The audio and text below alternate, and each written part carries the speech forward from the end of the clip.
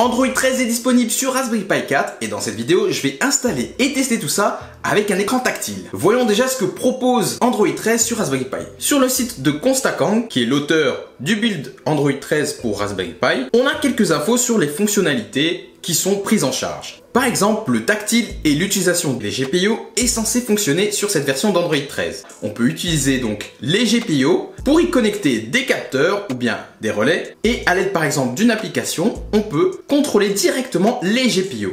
Parmi les fonctionnalités prises en charge, il y a aussi l'accélération graphique qui est utile pour la lecture de vidéos et les jeux. Par contre, le camcorder et certaines applications ne fonctionnent pas avec le module caméra pour Raspberry Pi. Alors avant de passer à la partie installation et test, je t'invite tout de suite à t'abonner si ce contenu te plaît et à activer la cloche pour ne rater aucune prochaine vidéo.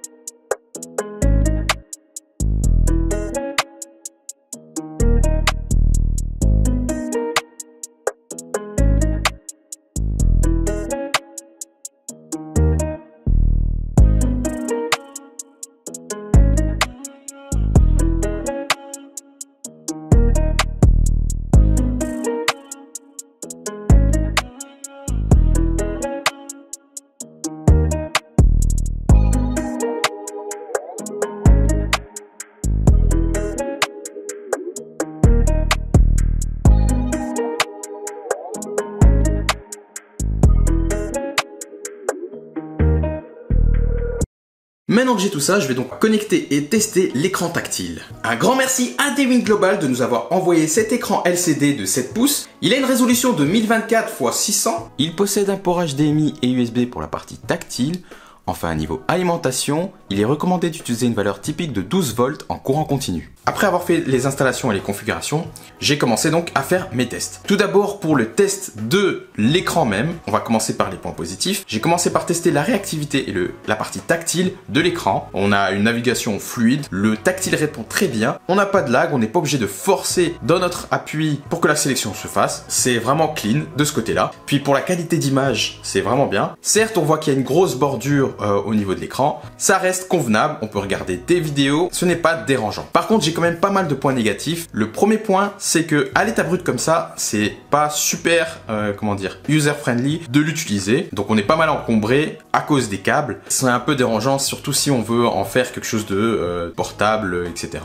Donc il faut falloir contourner un peu tout ça. À l'état actuel, en tout cas, c'est pas du tout fait pour du portable. Ensuite, un second point négatif, c'est niveau fonctionnalité. En fait, il n'y a pas de fonctionnalité comme un bouton pour allumer et éteindre ou simplement mettre en veille. On n'a pas de bouton pour augmenter, diminuer le volume. Et d'ailleurs, on parle volume, niveau son, on n'a pas d'haut-parleur intégré. Et un des gros points négatifs que j'ai constaté, c'est que l'écran se salit assez rapidement avec pas mal de reflets. Bon, pour le reflet, on va dire ça passe. Mais le fait que ça se salit rapidement, il suffit juste de poser son doigt pour qu'il y ait une trace de doigt, etc. C'est quand même pas mal dérangeant, je trouve. Alors sinon, pour la partie test d'Android 13 sur Raspberry Pi, je n'ai pas utilisé le Play Store, j'ai utilisé un équivalent qui est Aptoide. Tout comme le Play Store, c'est une marketplace pour installer des applications sous Android. J'ai procédé ainsi car dans mon cas, l'installation du Play Store n'a pas fonctionné. Il faut enregistrer l'appareil, sauf que le code utilisé pour faire ça est déjà connu dans le système.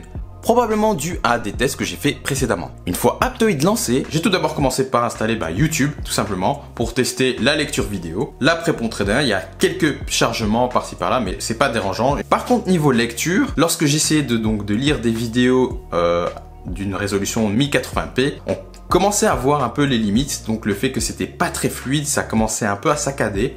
Donc c'est vraiment dommage qu'on soit limité donc à du 720p, mais ça reste quand même convenable de l'HD vu la taille de l'écran. Ensuite, j'ai installé quelques applications de jeux. D'abord, j'ai commencé avec les jeux natifs à Android. Des petits jeux juste pour tester un peu la réactivité de la tablette. On voit que voilà, c'est tout à fait réactif et on peut s'amuser comme ça avec les jeux Android. Hormis donc les jeux Android, j'ai aussi testé des émulateurs. Donc un premier émulateur, c'est un émulateur de Game Boy Advance pour pouvoir jouer par exemple ici à Zelda. Donc voilà, l'expérience n'est pas désagréable. On peut tout à fait jouer à ce jeu. Et enfin pour finir avec les jeux vidéo donc sur ce Raspberry Pi avec Android 13, j'ai donc installé un émulateur de PSP. Il s'agit donc de PPSSPP Gold, la version Gold donc qui est plus stable que l'autre version où j'ai quand même eu des crashs. Donc cette version là est beaucoup plus stable. J'ai pu tester quelques jeux de PSP. Donc voilà, niveau jeu, j'ai vraiment pas eu de soucis. C'était fluide. Le Raspberry Pi a su faire tourner ses jeux sans problème. Donc j'imagine que d'autres émulations sont tout à fait possibles sur ce Raspberry Pi avec Android. Et enfin, dernier test que j'ai voulu faire, c'est programmer avec le Raspberry Pi tablette Android. Alors j'ai un peu regardé vite fait s'il n'y avait pas dans le Play Store une application style IDE pour pouvoir écrire du code directement avec la tablette Android par exemple. Malheureusement, je n'ai trouvé qu'une application qui permet de configurer, on va dire, les GPIO. Donc pouvoir faire un on ou off.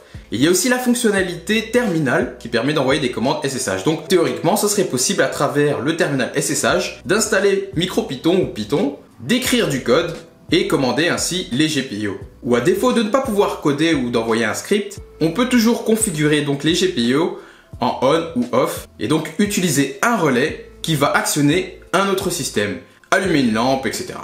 Par contre, ce que j'avais pas compris au départ, c'est qu'en fait, l'application permet de contrôler un Raspberry Pi qui se trouve sous le même réseau Wi-Fi. Et donc, ce que j'ai fait, j'ai installé l'application dans mon téléphone et j'ai essayé de retrouver donc dans le même réseau le Raspberry Pi où tourne Android 13. J'ai pu le détecter. Par contre, je n'ai pas su aller jusqu'au bout du test parce que, simplement, même si j'arrive à le détecter, je n'arrive pas à accéder au Raspberry Pi. En fait, le souci, c'est que Rasp Controller ne supporte que l'OS Raspbian OS. Donc, ce n'est pas possible de se connecter à un Raspberry Pi qui tourne sous Android 13, malheureusement. Comme je n'ai pas testé tout ça et que je n'ai pas été plus loin, je pense que je vais m'arrêter là au niveau de cette partie. Au départ, ce que je voulais, c'était vraiment de faire une tablette tactile avec un Raspberry Pi et de vous montrer qu'on peut faire plein de trucs. J'ai l'impression que cette version d'Android 13 livrée pour Raspberry Pi, elle est fonctionnelle, mais en vrai, pour une utilisation vraiment de tous les jours, je ne suis pas encore convaincu. Même si on sait faire pas mal de choses, comme par exemple jouer au jeu et lire des vidéos.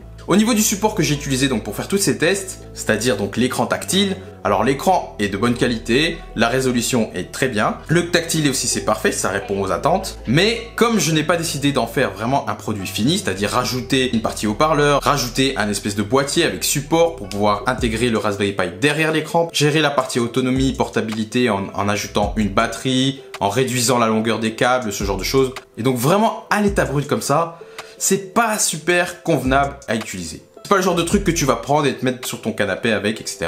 Non, c'est plus, je pense, l'utiliser vraiment en tant qu'élément pour un produit fini. Et donc, si jamais tu es dans l'optique de faire donc vraiment un produit fini qui nécessite un écran tactile, je te mets tous les liens dans la description. Tu trouveras aussi un code promo. En tout cas, c'est toujours un plaisir de tester des choses avec le Raspberry Pi, faire des projets, installer différents OS. C'est pourquoi je t'invite à t'abonner et à activer la cloche pour ne pas rater la suite. Si tu aimes les vidéos sur le Raspberry Pi, n'hésite pas aussi à regarder celle-ci. Allez, ciao!